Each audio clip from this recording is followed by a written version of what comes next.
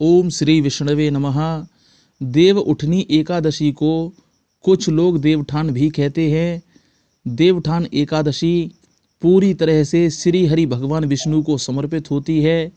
देवठान एकादशी 23 नवंबर 2023 को मनाई जाएगी और इसके पारायण का समय 24 नवंबर सुबह 7 से 9 बजे यानी 2 घंटे तक रहेगा। आप इसमें अपने व्रत का पारायण कर सकते हैं। देवठान एकादशी का पूजन, व्रत और जाप करने से क्या पुण्य होता है, ये भी सुनिए बड़े ध्यान से। जो लोग एकादशी का व्रत करते हैं उन लोगों को 1000 अश्वमेध और वाजपेयी यज्ञों को करने का पुण्य मिलता है। ये वही अश्वमेध यज्ञ है जो भगवान श्री राम ने कराया था।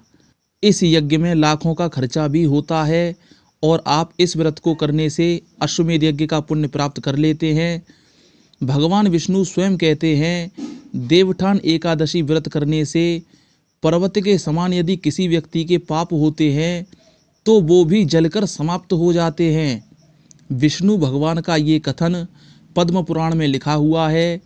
पद्म पुराण के अनुसार भगवान विष्णु के लिए कार्तिक माह में जो अभी चल रहा है, इसमें जो भी व्यक्ति दीपदान करता है या माघ स्नान करता है, एकादशी व्रत करता है, ऐसे लोग भगवान श्री हरि विष्णु को अत्यंत प्रिय होते हैं।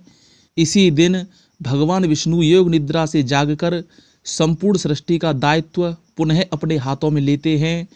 इससे पहले भगवान विष्णु 4 महीने के लिए सुतल लोक में जाकर निवास करते हैं, राजा बलि के यहाँ पर, जिसे चातुर्मास भी कहा जाता है। देवठान के दिन सभी देवगण नारायण के बैकुंठ आने की प्रतीक्षा करते हैं, उनकी राह भी देखते हैं। सभी देव ये प्रार्थना करते हैं और कहते हैं, उठो देव, बैठो देव, बामनियाँ चटकाओ देव। इस प्रकार से आपको अपने घर के आंगन में लक्ष्मी नारायण के पद चिन्ह और गाय के खुरों के निशान गेरू से बनाने हैं। भगवान विष्णु के पद चिन्हों को वस्त्र से ढककर उसके ऊपर फल, सिंघाड़े, गन्ना और कुछ प्रकार की सब्जियां, ये सभी कुछ रखना है आपको। उसके साथ ही आपको एक दीपक भी जलाकर रखना है और इन सभी को एक डलिया से ढक दिया जाता है। सुबह प्रातः ब्रह्म मुहूर्त में भगवान विष्णु जी की आरती की जाती है, लक्ष्मी माता की आरती की जाती है और उनकी स्तुति अवश्य करनी चाहिए घंटे और शंख बजाकर। और ये प्रार्थना अवश्य करनी चाहिए, उठो देव, बैठो देव, बावनियाँ चटकाओ देव, ये कहकर आपको डलिया हटा देनी है और भगवान विष्णु के जो पद चिन्हों पर आपने वस्त्र रखा था उसे भी हटाकर भगवान विष्णु के पद चिन्हों का दर्शन कीजिए। अपनी कोई भी मनोकामना आप उनसे उस वक्त कह सकते हैं, अवश्य पूरी होती है। लेकिन आपको अपनी मनोकामना अपनी सामर्थ्य और शक्ति के अनुसार ही कहनी चाहिए, इस बात का आपको ध्यान रखना है।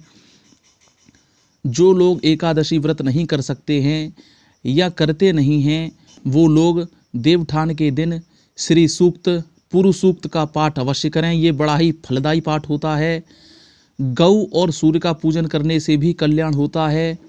और जो लोग लड्डू गोपाल या श्री कृष्ण की पूजा करते हैं, उनको अपना इष्ट मानते हैं, ऐसे लोगों को इस दिन भगवान विष्णु की, श्री कृष्ण की या लड्डू गोपाल की पंचामृत या शुद्ध जल से उनको स्नान अवश्य करना चाहिए और उस पंचामृत को ग्रहण करना चाहिए। जो लोग एकादशी के दिन भगवान विष्णु के चरणों का पंचामृत ग्रहण करते हैं, ऐसे लोगों की अकाल मृत्यु का दोष भी हट जाता है और पुण्यों में वृद्धि होती है। लेकिन आपको एक बात का ध्यान रखना है, भगवान विष्णु के पूजन में चाहे छोटा पूजन करें या आप बड़ा करें, उनके पूजन में तुलसी पत्र का प्रयोग अवश्य करें। इस बात को भूलना नहीं है बिल्कुल भी। अगर आप ऐसा नहीं करते तो आपका पूरा पूजन व्यर्थ हो सकता है। भगवान विष्णु के मंत्र का जाप भी अवश्य करना चाहिए। संपूर्ण पूजन और पाठ होने के बाद और जाप होने के बाद आपको एक काम और करना है, अपने हाथ में जल लीजिए और ये कहना है, मैंने आपका जो पूजन पाठ या मंत्र जाप किया, ये संपूर्ण पूजन कर्म मैं आपको समर्पित करता हूँ या करती हूँ, ये कहकर वहीं जल छोड़ देना है आपको। ऐसा करने से आपका पूजन पूर्ण रूप से सफल होता है और भगवान विष्णु को प्राप्त भी होता है। ओम लक्ष्मी नारायणाभ्यो नमः। वीडियो को शेयर कर दीजिए, यही हमारी दक्षिणा होगी, क्योंकि सनातन से संबंधित कोई भी जानकारी या ज्ञान बिना दक्षिणा के नहीं सुना जाता और ना ही ग्रहण किया जाता है। इससे गुरु दोष की उत्पत्ति होती है। अगर आप इस वीडियो को शेयर करेंगे तो आपकी ये दक्षिणा मान्य की जाएगी। चैनल को सब्सक्राइब भी कर लेना, जिससे कि आपको ऐसे वीडियो मिलते रहेंगे। ओम लक्ष्मी नारायणाभ्यो नमः।